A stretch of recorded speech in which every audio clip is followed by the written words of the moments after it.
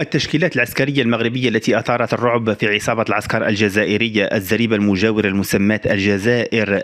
فيديو وموضوع اليوم. قبل أن نبدأ كما جرت العادة أحثكم على دعم القناة، لأن الدعم في القناة ضعيف وضعيف جدا مقارنة بالمشاهدات.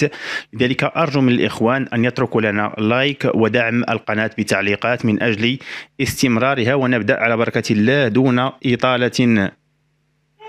جندي بحري جوي موشك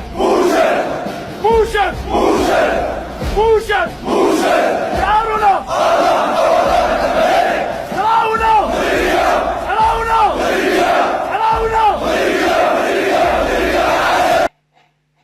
إذن شعارنا الصحراء مغربية وعاش الملك، شعارنا الله الوطن الملك. كلها شعارات بصوت واحد مزلزل. أو لما نقارنوها مع الاستعراضات البهلوانية العسكرية الجزائرية مؤخرا عندما عجزوا عن تكسير جرة، فلا مجال للمقارنة. ننتقل للفيديو الثاني. أقسم بالله العظيم أن أخلص لله ولملكه وأن أتفانى في خدمة وطني ودفع كل خطر يهدده وأن أنفذ أوامر قائد الأعلى صاحب الجلالة.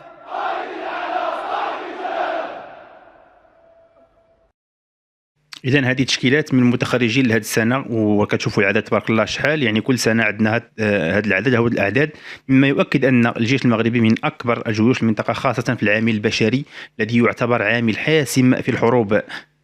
نواصل الفيديو الثالث.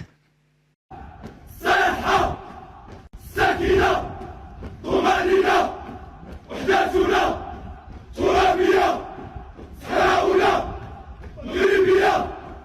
أرسلوا بشعار الله الوطن الملك.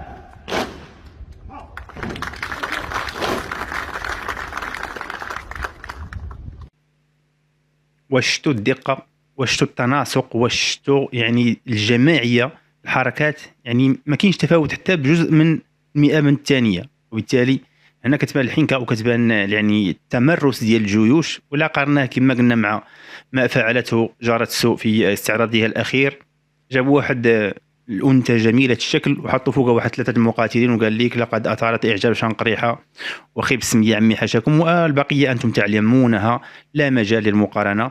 إذا نواصل. دائما في حفل تخرج هذا الدفعة ديال هذه السنة، يا الإخوان أنتم كتشوفوا الأعداد والألوان تعبر عن الكتيبات، يعني كل كتيبة واللون ديالها. والشارع مزدحم بالجنود، وقفة واحدة، نظام منقطع النظير. صراحة شيء يدعو للفخر ويدعو للرهبة في آن الوقت، أو في نفس الوقت، أو في آن واحد. صراحة تنظيم منقطع النظير.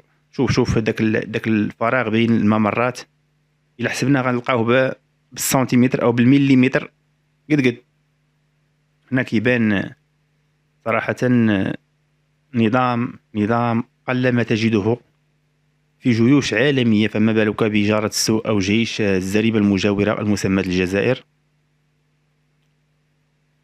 إذن كما كتشوفوا كما قلت الألوان دائما تعبر عن الفيالق أو عن الأفواج. هنا أثناء أداء القسم وأثناء إلقاء كلمة عسكرية بالمناسبة، أو كان هادشي كلشي كان في مدينة تطوان بمناسبة احتفال المغرب بعيد العرش المجيد، والذي من خلاله نجدد البيعة والولاء لصاحب الجلالة الملك محمد السادس بطبيعة الحال، وللأسرة العلوية. وبالنسبة للناس يقولنا عياشة، راه لك الفخر أنك تكون عياش. يعني ملي كتشوف بحال هاد الصور هادو، صراحة شيء منقطع النظير. وكما تنقول لكم دائما، إلا قارناه مع الزريبة المجاورة فلا مجال للمقارنة. فالقوة الضاربة التي يتواعدون بها خيب السمية أو شنقريحة لا يمكن بأي حال من الأحوال أن نقارنها بجيش عسكري نظامي بحال الجيش المغربي.